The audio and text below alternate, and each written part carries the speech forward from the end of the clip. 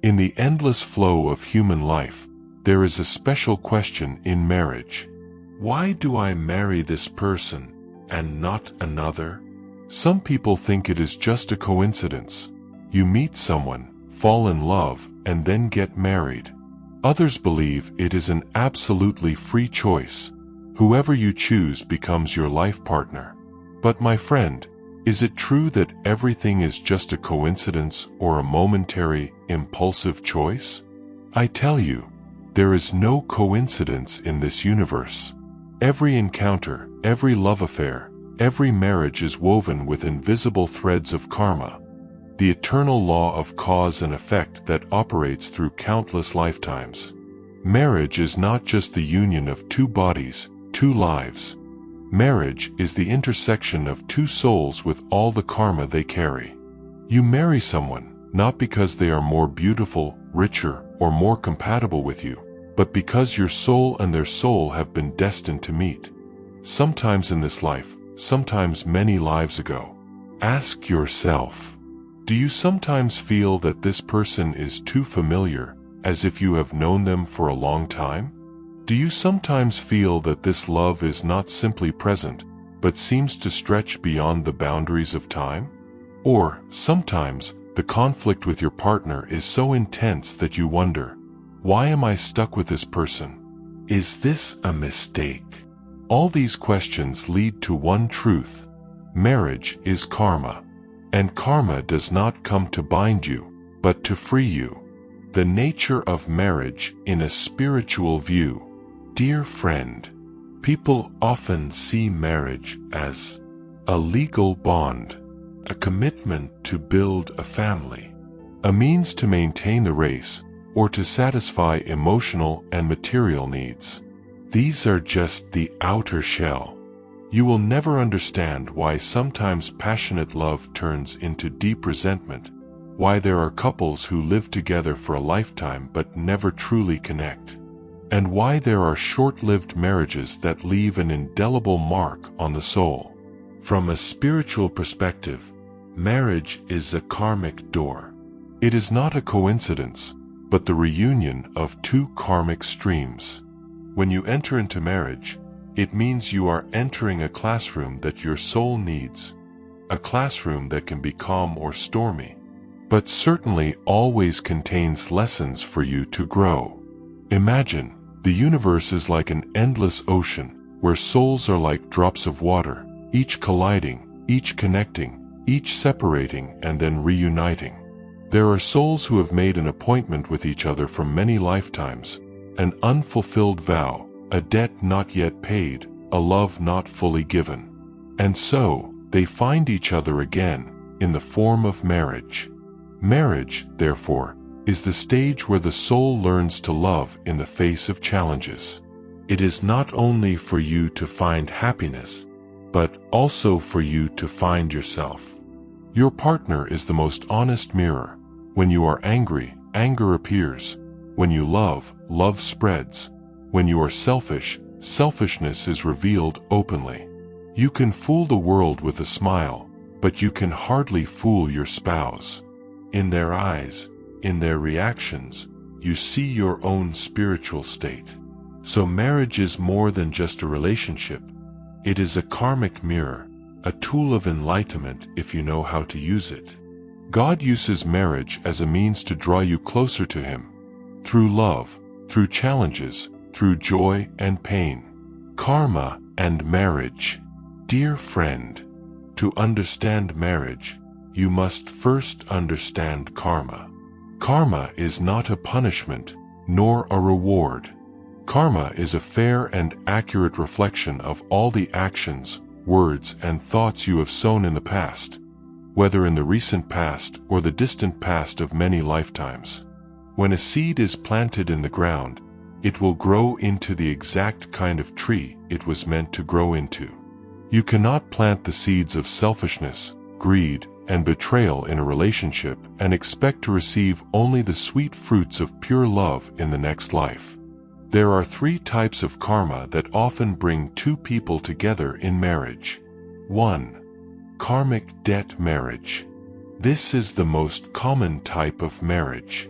You have caused suffering to a soul, or you have owed them love, care, or even your life.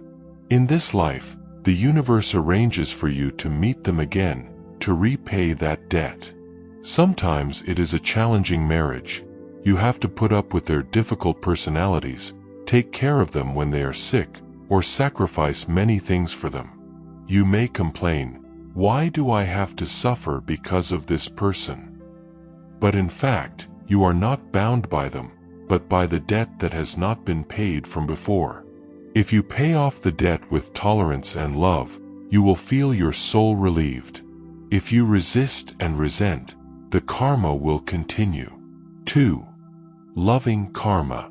There are souls who loved each other dearly in previous lives, but for some reason it was not complete. In this life, they find each other again.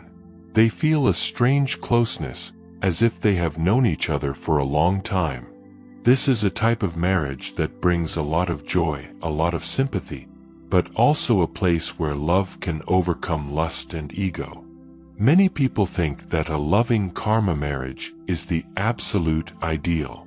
But remember, loving karma is still karma. It comes to fulfill a promise, and when it is fulfilled, the relationship can change shape.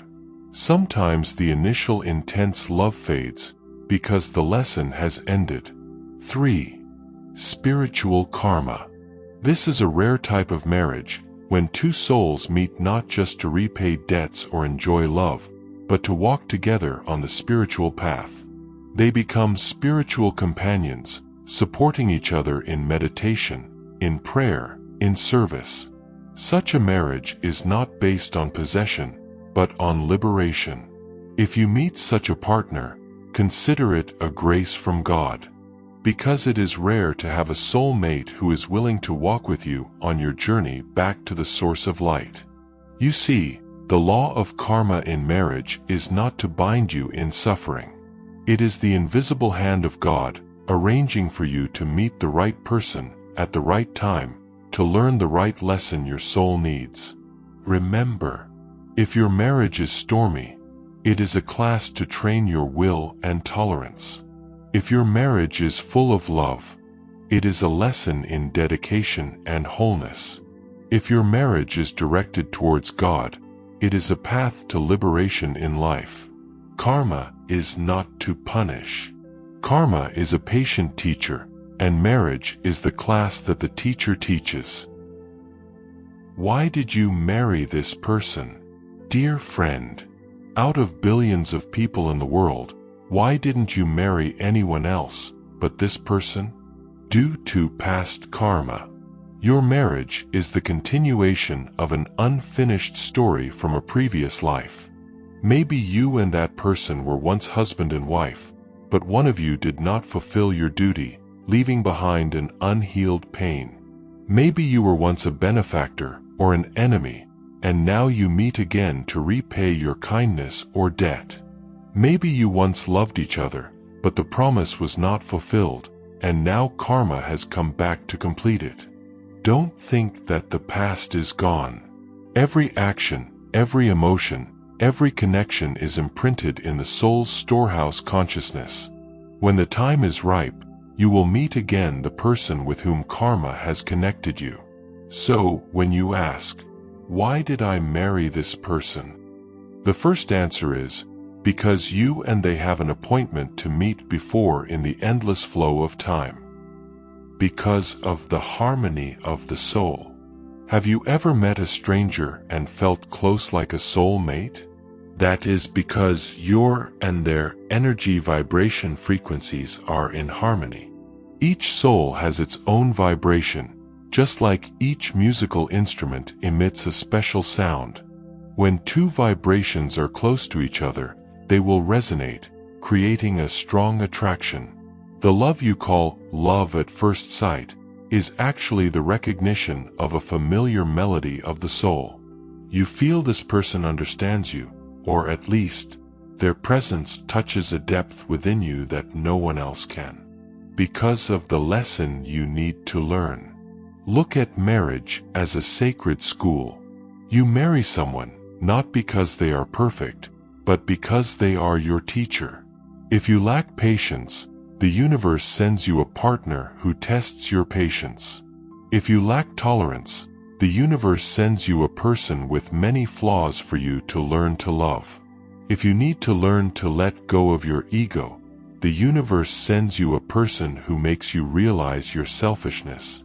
By God's arrangement. Above all, you are married to this person because of God's loving arrangement. He does not put you in any relationship that is meaningless. Whether you realize it or not, every partner is a sacred instrument to bring you closer to the light. There are people who come to teach you lessons about pain. There are people who come to teach you lessons about love. Some people only pass through your life for a short time, but their presence opens a spiritual door that you will never forget for the rest of your life. Some people are lifelong companions, to walk with you every step of the way on the journey of enlightenment. So when you ask, why did I marry this person?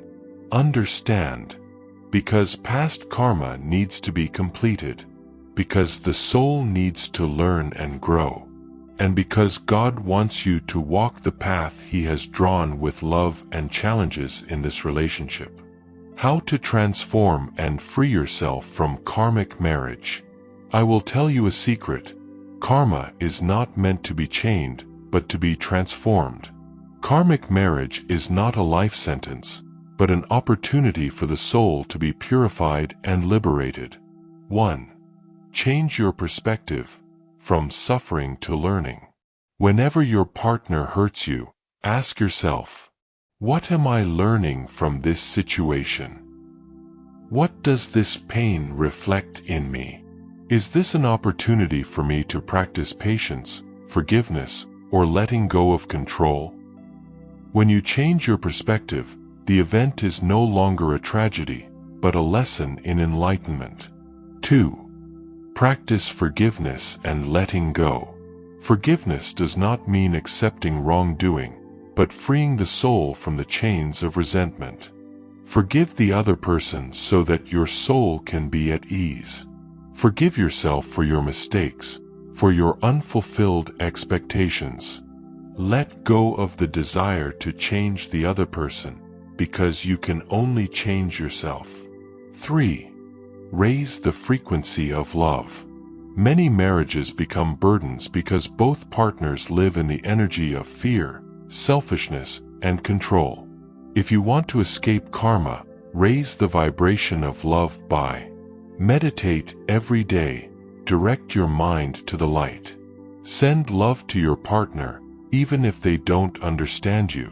Know how to appreciate the little things, a smile, a thank you, a gentle touch. Unconditional love is the fire that burns away karma. 4. Learn to accompany, not possess. One of the roots of karmic marriage is attachment and possession. The free soul does not belong to anyone, only accompanies someone on the journey. When you understand this, you will no longer suffer from jealousy, from expectations, from coercion. Love like the sun, shine but do not possess. 5. Serve each other, turn karma into blessings. The fastest way to transform a karmic marriage is to turn it into a path of service. Do good deeds together, help others, share compassion. When two souls are dedicated to a noble goal, the energy of suffering will be replaced by divine energy. Remember, my friends, karma is never stronger than divine love. If you are patient, open-hearted, loving and forgiving, any marriage, even the most difficult, can become a path of liberation. And if the fate is over, you can also leave in peace, with a heart free of hatred, so the karma is also completed. Signs that a relationship has fulfilled its karma and mission. Dear friend, how do you know that the karma in your marriage has been fulfilled? Here are some clear signs. 1. Peace replaces conflict. When karma is strong, the relationship is often full of challenges, arguments, and conflicts. But when the lesson has been learned, you will feel a deep flow of peace between the two of you. There may still be differences, but they do not cause storms. You no longer want to control or change the other person. You can both look at each other with understanding and relief. This is a clear sign that karma has been resolved. The mind is at peace. 2. There is no longer a feeling of indebtedness or bondage. When karma is present, you will feel strongly attracted, as if tied by an invisible force. Whether happy or sad, you still find it difficult to leave. But when karma is complete, that bond disappears. You can stay because of love and freedom, not because of fear or duty. Or you can leave without hatred or resentment. In both cases, you feel your soul is light, as if returned to the original freedom. 3. You have learned your lesson. Ask yourself, what have I learned from this relationship? Have I learned to love, forgive, and become more mature? If the answer is yes, and you no longer repeat the old cycle, then it is a sign that karma has closed. 4. The relationship changes form, but no longer burdens.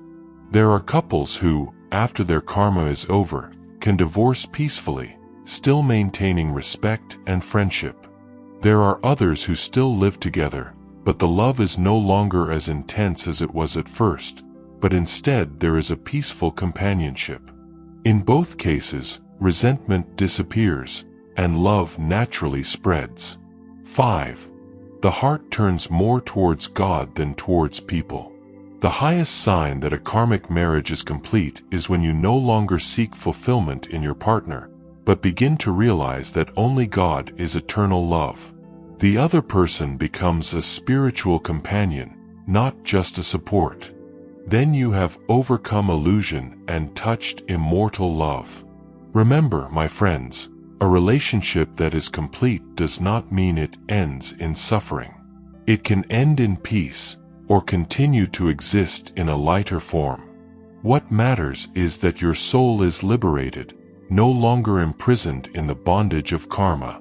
And once you are free, all future relationships will no longer be based on karma, but on pure love and light.